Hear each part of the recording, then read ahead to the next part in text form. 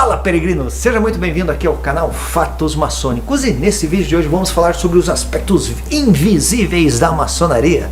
Eu me chamo Luiz Miller, sou mestre maçom e faço parte da Ordem Maçônica Universal. E convido você, caso não seja um inscrito aqui no canal Fatos Maçônicos, faça já a sua inscrição. É super rápido, é só clicar no botãozinho vermelho e você estará inscrito aqui no canal. Você já sabe muito bem disso, né? Dê o seu like também, compartilhe nas suas redes sociais, ajude o canal Fatos Maçônicos, né? E daí o algoritmo do YouTube vai entender que você gosta desse tipo de assunto, desse tipo de temática, e vai lhe enviar mais vídeos com assuntos correlatos, principalmente aqui do canal Fatos Maçônicos. Então fique por dentro, não deixe para depois. E você?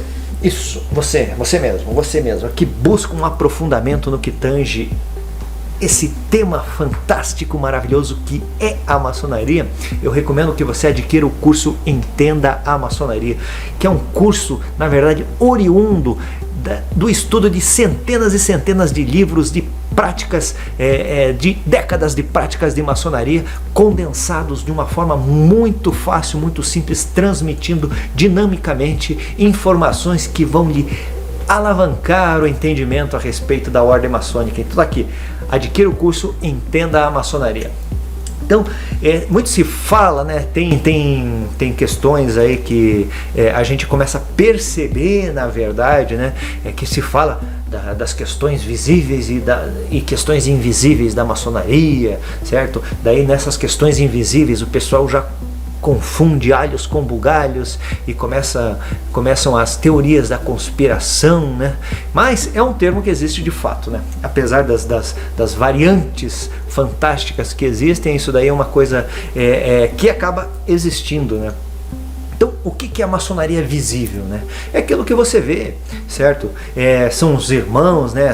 Todos nós somos seres humanos, né? Apesar de alguns acharem que nós somos alienígenas ou somos originários de alienígenas do passado, somos todos seres humanos. A ordem acabou adotando aí diversos paramentos, né? E vai depender do país também, né? E essas coisas foram evoluindo, foram se aumentando o número de paramentos. Daí você tem paramentos para a parte ritualística, né, das reuniões ordinárias. O simbolismo tem os seus paramentos, os graus superiores têm paramentos diferentes, para cada grau vai ter um tipo de paramento. As questões, por exemplo, do administrativo da potência, tem o grão-mestre, os grandes secretários vão ter paramentos diferentes. Daí nós temos os poderes legislativos, né? Em algumas potências existe isso daí, não são em todas, né, que possuem esses poderes separados, mas, por exemplo, você vai ter deputados estaduais, no GOB tem os deputados federais, então existe um poder paralelo, assim, né? Tem o executivo, o legislativo, o judiciário, existe toda essa estrutura dentro da ordem maçônica. Quem adquiriu o curso Entenda a Maçonaria, eu falo bem dessas questões aí lá dentro, né? Tem essas diferenciações aí dos poderes da maçonaria, né? Como a gente tem aqui no nosso mundo público onde vivemos, né? Por exemplo, o Grande Oriente do Brasil tem uma estrutura muito parecida do que a gente vê aqui no poder público, ou seja, poder executivo, poder legislativo, poder judiciário, Ministério Público, né? Então todas essas linhas ou domínios ali, né, dentro de uma instituição maçônica, na verdade tem os seus paramentos correlatos, né? Então essa é a parte visível, e cada um desempenha o seu papel, né?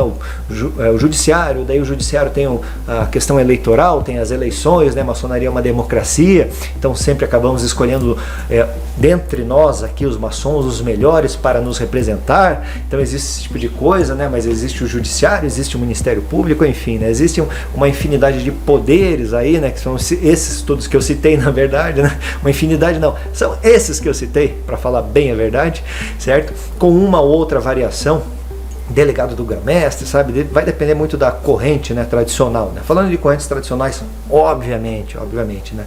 Então, basicamente tudo isso daí funciona e existe, na verdade, para que haja um caminhar salutar da ordem maçônica, para que as coisas vão se desenvolvendo, né? A maçonaria como instituição, né? Como um corpo institucional, ela se desenvolva, ela caminhe, ela exista, né? Precisa de toda essa estrutura, né? As lojas também, né? O Venerável Mestre tem um paramento diferente, muitos ritos, né? Como no meu, o rito Adoniramita, o Venerável Mestre tem um paramento lá, a linha do Gobi, tem um paramento azul escuro, bonito, né?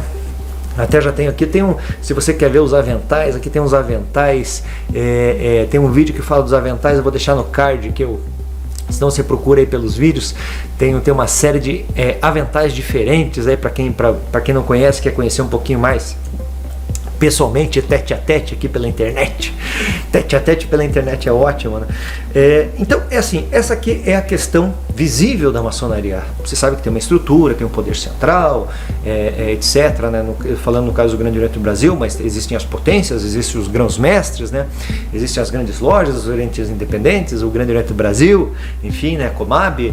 Comab são os orientes independentes, a CMSB são as grandes lojas e o Grande Oriente do Brasil, que é a federação, né? Federação, e daí nós possuímos os orientes estaduais. Então essa é a parte visível, né? Apesar do que o pessoal fala que a maçonaria, não sei o que, domina, não sei o que, nossa, que bom se a gente fizesse um terço ou 10% que seja do que o pessoal acha que a gente faz, né? Seria muito interessante ver esse tipo de coisa acontecendo. E essa é a parte visível, né? Afinal de contas. Daí nós temos a parte invisível. O que é essa parte invisível? O que você quer saber, né? Então a parte invisível, ela se limita a justamente as questões dos ensinamentos, a questão da filosofia e da metafísica, a cadeia de transmissão, a questão iniciática. Então essa é a parte invisível da maçonaria. Não tem nada como domínio do mundo, como o pessoal está falando. Então o que acontece? É uma escola onde você é mestre e aluno ao mesmo tempo. No entanto, você recebe uma questão que é a questão fundamental, que é a iniciação maçônica, e a partir desse momento que você recebe, lá está o grande segredo da maçonaria, a questão iniciática, né? Ela, na verdade, ela te habilita, que seria a palavra correta, ela te habilita a você aprofundar-se muito mais nos ensinamentos da natureza humana, da nossa existência, de várias existências também, né? Então você está habilitado, se você é um maçom, se você é um iniciado numa corrente tradicional, então você está habilitado a desempenhar, e claro, a partir dessa questão, né, que a iniciação, ela muda a condição do ser, né? Você acaba transformando, né, de uma forma holística. Se você receber uma iniciação de fato, né, que isso é um grande problema, na verdade, né? Você tem que ser muito bem iniciado. Então é um trabalho que é um trabalho complexo por parte da turma que está iniciando, né? O pessoal da loja, o Venerável Mestre, todo mundo tem que estar muito bem muito bem comprometido com aquele momento, que aquele é um momento fundamental da maçonaria.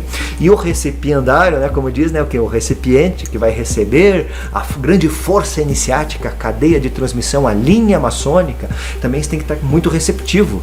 E a partir desse momento ele começa a mudar a sua condição como ser, porque vai ter um abalo muito significativo no que tange todas as questões instintivas, emocionais, mentais, espirituais, né? O ser como um todo, o ser de uma forma holística. Então a iniciação muda a sua condição. Isso é uma questão fundamental de uma cadeia iniciática tradicional, da qual a maçonaria é representante única e legítima aqui no Ocidente. Então é muito importante que você compreenda esse tipo de coisa. Essa é a parte invisível da ordem maçônica. Pois bem, entendendo isso, a gente começa a compreender uma série de coisas, né?